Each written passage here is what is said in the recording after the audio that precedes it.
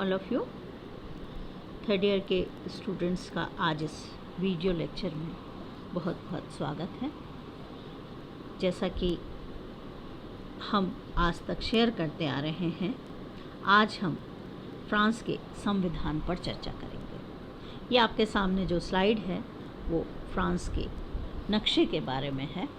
मध्यकालीन विश्व इतिहास तथा समसामयिक अंतर्राष्ट्रीय परिदृश्य में फ्रांस का बहुत महत्वपूर्ण स्थान रहा है। जर्मन, स्पेन और इटली के मध्य स्थित फ्रांस पश्चिमी यूरोप का सबसे बड़ा देश है, जैसा कि हम नक्शे में देख रहे हैं।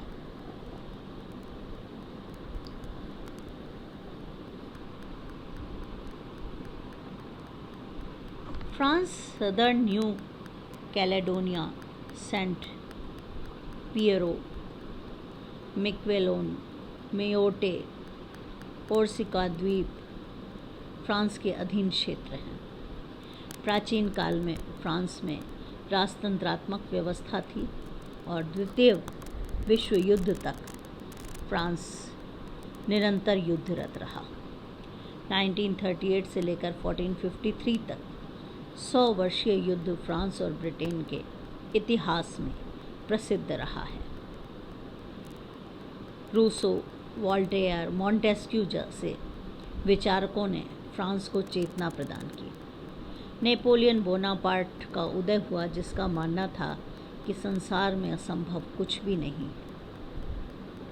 कृषि क्षेत्र में आत्मनिर्भर फ्रांस रसायन, सूती वस्त्र, इत्र, विमान, मोटर वाहन, शराब, इलेक्ट्रॉनिक उपकरण, नापतोल की मशीनों के निर्यातक के रूप में जाना जाता है। विश्व पर्यटन संघ के अनुसार फ्रांस में सर्वाधिक पर्यटक प्रतिवर्ष आते हैं। इसके पश्चात पर्यटकों का रुझान स्पेन, अमेरिका, इटली, चीन, ब्रिटेन वगैरह की तरफ होता है, लेकिन सबसे ज़्यादा जो पर्यटक हैं वो प्रायः देखने में आता है कि फ्रांस में ही आते हैं। छोटा सा परिचय हम देखेंगे। फ्रांस की राजधानी है पेरिस। यहाँ का क्षेत्रफल 54396 वर्ग किलोमीटर, जनसंख्या 5.82 करोड़, भाषा फ्रेंच, साक्षरता 99%, धर्म ईसाई, मुद्रा वहाँ की फ्रैंक है, प्रति व्यक्ति आय है $22,360। यहाँ का जो झंडा है वो खड़े रूप में नीला, सफ़ेद तथा लाल रंग से बना हुआ है। आईफिल टावर के लिए प्रसिद्ध फ्रांस में बहुत सारी विभूतियाँ हुई हैं। इनमें John of arc, Napoleon Bonaparte, वैज्ञानिकों में लुई पाश्चर, हेनरी बेक्यूरेल जिन्होंने गामा किरणों के बारे में बताया, एंडी मैरी एम्पियर जिन्होंने विद्युत धारा के बारे में बताया, क्यूरी दंपत्ति जिन्होंने रेडियो विकिरण के बारे में बताया, लुइस ब्रेल जिन्होंने अंधों के लिए लिपि लिखी, वो प्रमुख रहे हैं। दार्शनिक रूपों में भी देखें हम तो August Comte, Albert Comte, Voltaire तथा लेखकों में होगोरे, डी वॉल्जोमोर, बहुत सारे विचारक यहाँ पर आए हैं। 16वीं शताब्दी के शुरुआत में विश्व के भविष्य को लिखने वाले भविष्यवक्ता नास्त्रडेमस और पनामा नहर, स्वेज नहर और आईफिल टावर जैसे अद्भुत कार्य को दिखाने वाले इंजीनियर भी फ्रांस की देन रहे हैं। बहुत ही आधुनिक क्षेत्र के साथ साथ फ्रांस में नैतिक मूल्यों के लिए भी सदैव प्रयासरत रहा है। ये कहा गया है कि पेरिस की लोकल ट्रेन में यात्रा करने वालों को चॉकलेट इसलिए दी जाती थी कि यात्री सिगरेट की तलब से बचे रहें। यद्यपि बहुत ही सामान्य सी बात प्रतीत होती है, लेकिन फ्रांस इसे बहुत गंभीर मानता है। पर्यटन व्यवसाय इसीलिए बढ़ा है क्योंकि वहाँ पर्यटकों की समस्याओं पर सर्वाधिक ध्यान दिया जाता है। यूरोप में जो सबसे ज़्यादा बेरोज़गारी है वो आज फ्रांस में ही है। प्रशासन के माध्यम से एक तरफ जहां लोक कल्याण की बात की जाती है, वहीं दूसरी ओर निजीकरण तथा लोक सेवाओं के विस्तार में कमी करने का मानस भी फ्रांस में निरंतर बन रहा है। फ्रांस की मुद्रा को लेकर भी, यूरोपीय मुद्रा को लेकर भी फ्रांस बहुत ही किंकर्तव्य विमूढ़ स्थिति में खड़ा है। वर्तमान में वहाँ पर जो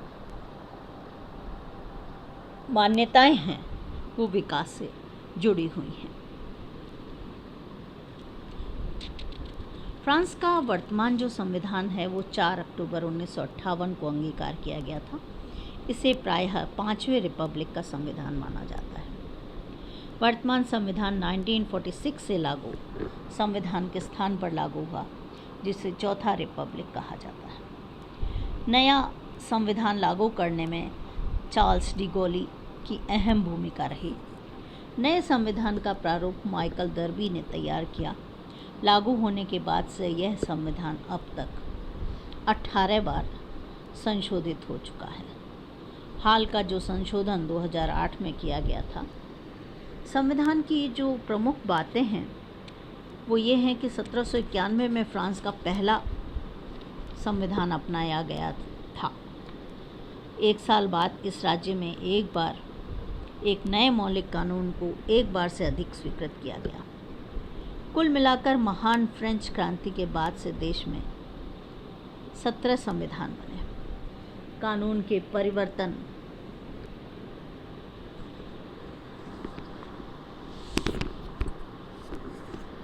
दोनों आंतरिक और बाह्य कारकों से प्रभावित रहे।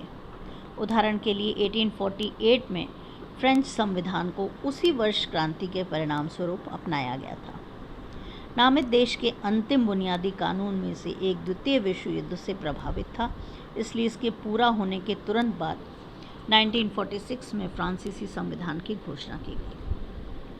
लेकिन इस लेख में हम देश के आधुनिक मूल कानून की सुविधाओं के बारे में भी बात करेंगे। क्या विशेषताएं हैं उन पर चर्चा करेंगे। माइकल डेब्रा ने भी फ्रांस के बुनियादी कानूनों को प्रभावित किया। वर्तमान फ्रांसीसी संविधान 1958 में लागू हुआ है साल। इसकी रचना काफ़ी सिद्धांतों से प्रभावित थी जो चार्ल्स डी गॉल ने 1956 में बायक्स में अपने प्रसिद्ध भाषण में तैयार किया था। समान रूप से माइकल डेब्रा ने भी फ्रांस के बुनियादी कानून को प्रभावित किया। दस्तावेज की प्रस्तावना में आप पा सकते हैं 1789 के मानव अधिकारों की घोषणा और 1946 के संविधान के परिचय के संदर्भ में। बाद में पर्यावरण की घोषणा भी फ्रेंच मूलभूत कानून में दिखाई दी। 1958 में फ्रेंच संविधान में 15 सेक्शन थे जिन्हें 93 लेखों में बांटा गया था। फ्रांसीसी बुनियादी कानून में अधिकारों और स्वतंत्रता पर एक अध्याय का अभाव भी हमें देखने को मिलता है। फ्रांस के संविधान की जब हम चर्चा करते हैं तो हम ये देखते हैं कि यह बिना किसी संविधान सभा के बना गया है। हम इसकी विशेषताओं पर चर्चा बाद में करेंगे। हम पहले बात करेंगे फ्रांस की शासन व्यवस्था किस प्रकार से बनी हुई है। ये एक छोटे से चार्ट के माध्यम से भी हम इसको देखने का प्रयास करेंगे, जो मैं आप लोगों को सामने रखती हूँ। यहाँ पर भी कार्यपालिका, व्यवस्थापिका और न्यायपालिका का संगठन पाया जाता है। व्यवस्थापिका सीनेट और राष्ट्रीय सभा से मिलकर के बनी है। सीनेट में 230 सदस्य और राष्ट्रीय सभा में 577 सदस्य हैं। कार्यपालिका में अन्य देशों की तरह यहाँ पर राष्ट्रपति और प्रधानमंत्री दोनों हैं। प्रधानमंत्री के नीचे मंत्रालय और अधीनस्थ कार्यकारी अभिकरण आते हैं। न्यायपालिका, न्यायिक व्यवस्था फ्रांस की बहुत ही विस्तृत है। एकात्मक शासन व्यवस्था यहाँ दिखाई देती है। अतः विधायिका के रूप में तो हम यहाँ पर राष्ट्रीय संसद को देखते हैं। द्विसदनात्मक जो संसद का यहाँ उच्च सदन हमने देखा सीनेट, जिसमें 230 सदस्य, और निम्न सदन जो है राष्ट्रीय सभा, जिसमें 577। सीनेट के सदस्यों का निर्वाचन अप्रत्यक्ष विधि से 9 वर्ष के लिए किया जाता है। एक स्थायी सदन के रूप में सीनेट के 1/3 सदस्य प्रति 3 वर्ष पश्चात अवकाश प्राप्त कर लेते हैं। सीनेट में फ्रांस के प्रादेशिक क्षेत्रों तथा प्रवासी नागरिकों के प्रतिनिधि शामिल होते हैं। सीनेटर की जो आयु है वो 35 वर्ष रखी गई है। निम्न सदन नेशनल असेंबली राष्ट्रीय सभा कहलाता है। ये जनता द्वारा प्रत्यक्ष रूप से निर्वाचित होता है। राष्ट्रीय सभा हेतु एकल सदस्यीय निर्वाचन क्षेत्र और द्वितीय मतपत्र योजना की पद्धति प्रचलित है। निर्वाचन के लिए उम्मीदवार को स्पष्ट बहुमत प्राप्त करना आवश्यक है। फ्रांस चूंकि एक प्रशासकीय राज्य है, यहाँ पर कानून और न्यायालय के दो स्वरूप हैं। सामान्य कानूनों के अंतर्गत दीवानी एवं फौजदारी मुकदमे आते हैं, जबकि प्रशासनिक कार्यों से संबंधित कानून अलग है। दोनों कानूनों के लिए न्यायालय भी अलग हैं। सामान्य कानूनों के क्रियान्वयन के लिए कैंट्स हैं निम्नतम स्तर पर, जिनके प्रमुख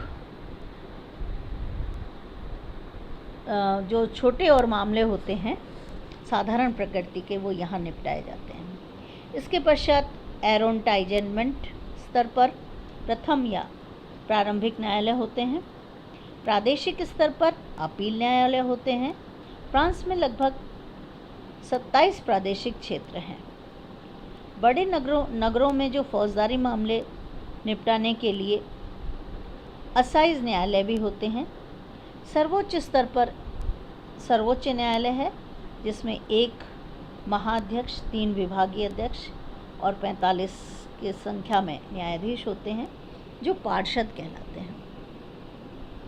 यह न्यायालय केवल विधि के प्रश्नों पर विचार करता है, किंतु कोई निर्णय नहीं देता। यदि कोई निर्णय विधान के अनुरूप नहीं होता तो अपने विचार सहित अभियोग न्यायालय के पास पुनर्विचार हेतु भेज दिया जाता है। फ्रांस में न्यायिक पुनरावलोकन की व्यवस्था नहीं है। केवल संवैधानिक परिषद को इस संबंध में काफ़ी अधिक शक्तियां प्राप्त हैं। उच्च न्यायिक परिषद न्यायाधीशों का चयन करती है।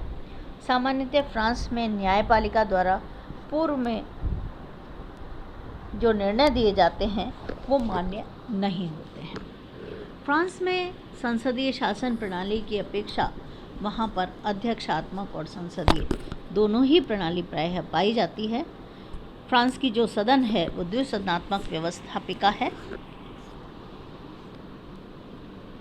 आज जो हमने ये चर्चा की फ्रांस के संविधान के बारे में, एक संक्षिप्त परिचय को देखा। इसके पश्चात हम देखेंगे फ्रांस के संविधान की जो प्रमुख विशेषताएं हैं उन पर हम अपने अगले लेक्चर में चर्चा करेंगे, जानकारी देंगे।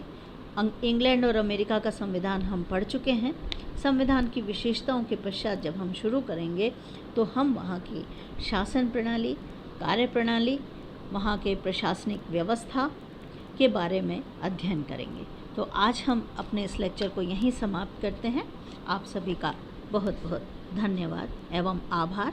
आप सभी से ये निवेदन है कि ये YouTube चैनल को देखते रहें, जानकारी हासिल करें और जो भी कमियां आपको दिखाई दें स्वयं अपने अपने व्याख्यातागण से इस विषय पर अपने पर्सनल रूप में आप चर्चा कर सकते हैं। आप सभी का बहुत बहुत धन्यवाद एवं आभार। Thank you.